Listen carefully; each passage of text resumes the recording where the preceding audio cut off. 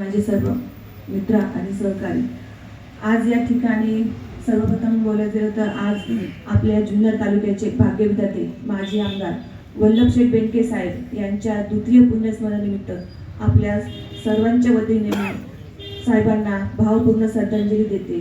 आणि या होऊन झालेल्या जिल्हा परिषद निवडणुकीत ज्यांनी माझ्यावर विश्वास ठेवला असे आपले राज्याचे उपमुख्यमंत्री स्वर्गीय अजितदादा पवार साहेब जो माझ्यावर विश्वास ठेवला, आज त्या विश्वासाचं खरंच एक संधी जी मला संधी दिली आणि त्या संधीचं या ठिकाणी सोनं झालेलं आहे। सर्वप्रथम मी ज्यांनी मला माझ्या बोरी खुरद गटातून प्रत्येक गावातील घरातील प्रत्येक व्यक्तीने जे माझी मदत केली त्यांचे मी सर्वप्रथम मनपूर्वक आभार मानते।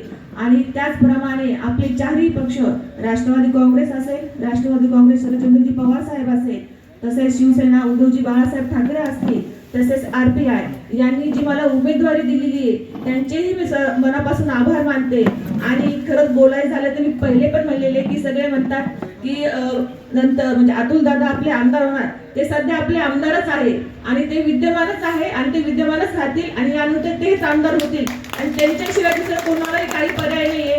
म्हणून अतुल दादा मी त्या दिवशी पण तुम्हाला बोलले की तुम्ही आमच्यासाठी विद्यमान आमदारच आहे आणि तुम्हीच राहणार एवढं मला नक्की खात्री आहे।